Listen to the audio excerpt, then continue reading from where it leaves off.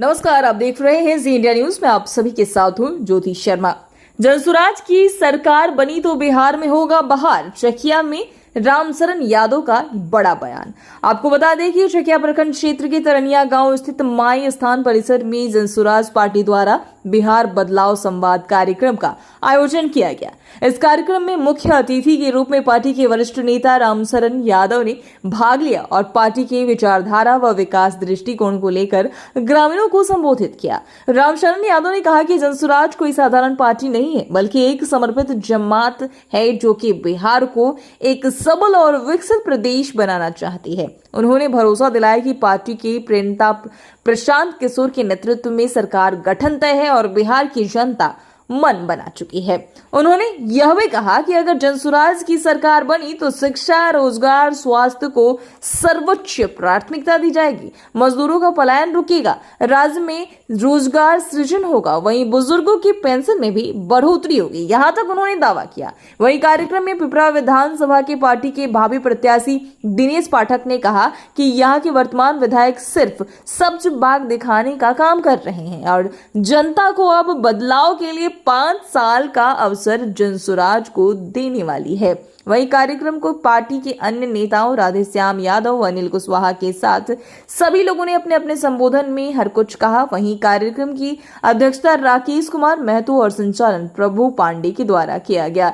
इस दौरान सुनिए क्या कुछ कह रहे हैं सभी पदाधिकारी। यही संदेश दिया जा रहा है कि जब जनसुराज की सरकार आएगी तो सब लोगों का पलायन रोका जाएगा, हर परिवार में एक सर्विस दिया जाएगा और लोगों को ये समझाया जाएगा कि जो भी 60 वर्ष से ऊपर के लोग हैं उनको 2000 पेंशन दिया जाएगा और शिक्षा और रोजगार के लिए सरकार बढ़ चढ़ कर काम करेगी और शिक्षा पर जो भी खर्च आएगा वह बिहार सरकार वहन करेगी।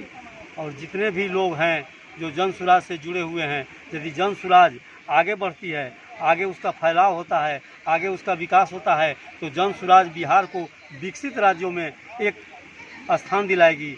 क्योंकि 1 to 10 राज्य बिहार को बनाना है, यही जनसुराज का सपना है। जनसुराज का सपना जब तक साकार नहीं होगा तब तक जनसुराज प्रयासरत रहेगी और सरकार बनाकर ही दम लेगी। जनसुराज, जय हिंद। और जो आपका सवाल हुआ यह कार्यक्रम किस लिए किया जा रहा है, तो हमारे प्रणेता का आदेश है कि पूरे बिहार में हर उम्मीदवार को संभावित प्रत्याशी को बदलाव सभा करना है। इसी के कड़ी में आज दिनेश पाठक जी कह रहे हैं। ऐसे आप देख रहे होंगे कि हर एक विधानसभा में 5, 6, 7, 8, 10 अभी तक मुझे 25 बदलाव सभा में जाने का मौका प्राप्त है। क्या जनसुराज की सरकार बनने से बिहार में क्या बदलाव है? जनसुराज की सरकार बनेगी तो हमारे प्रणेता का कहना है कि जनसुराज आएगा तो 5 काम हो जाएगा। पहला,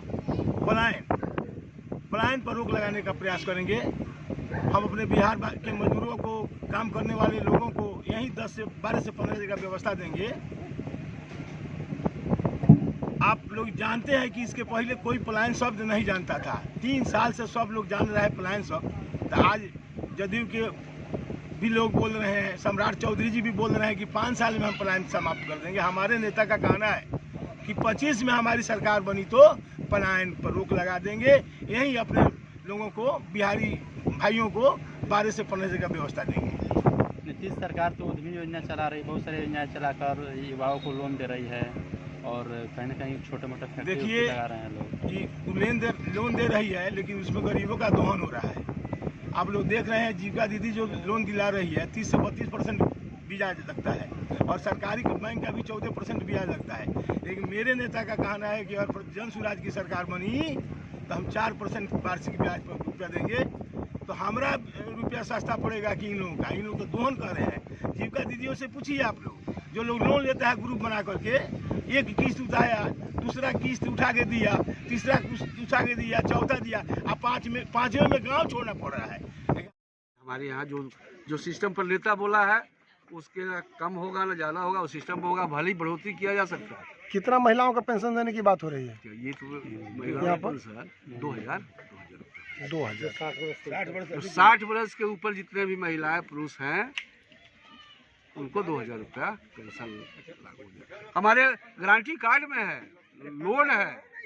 सरकार बनते ही सब लोग एक्टिवेट किया जाएगा, सब लोग अपना मोबाइल से चुरा लेंगे, कहीं किसी को दलाली उसमें नहीं चलेगी। सिस्टम बदलना है, यहाँ पर सरकार नहीं बदल रही है, व्यवस्था बदलने की बात हो रही है। तो इस बार पूरा दमखम के साथ लग रहा है कि बिहार बदलाव आप लोग के द्वारा हो सकती है। हम लोग के द्वारा के साथ साथ आप लोग के भी द्वारा है ना, पूरा जनता के द्वारा है सर। जनता की आवाज कैसा लग रहा है आप लोग को? आप देखिए युवा पुल में, आप उनको देख के आप लोग देखिए, हमारे प्रत्येक गांव में, मैं एक जिला अध्यक्ष होने के नाते हर एक गांव में मुझे मूवमेंट का मौका मिला है।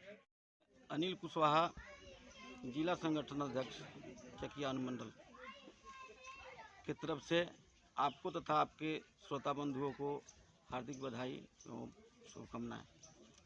विशेषकर बिहार में जो 15 साल से लालू का सरकार हम लोग देखे, 20 साल से एनडीए और नीतीश का सरकार देख रहे हैं, लेकिन बिहार दिन प्रतिदिन और पिछड़ते जा रहा है। तो बिहार की जनता को कोई विकल्प नहीं मिला था। विकल्प के अभाव में लालू के डर से बीजेपी के लोग वोट करता था, और बीजेपी नहीं आवे इसके लिए लालू को लोग वोट करता था। लेकिन एक मजबूत विकल्प के रूप में प्रशांत जी उभर करके आए हैं, जो 2 अक्टूबर 2022 से पैदल चलकर गांव-गांव लोगों को जगाने का काम किए हैं। अब बिहार के नौजवान जग चुके हैं और बिहार में बदलाव के लिए नौजवान सब बात समझ गए हैं कि जब तक हम लोग जाति पर, धर्म पर, हिंदू मुसलमान, मंदिर मस्जिद पर वोट करते रहेंगे, तब तक बिहार का कभी भी भलाई नहीं होगा।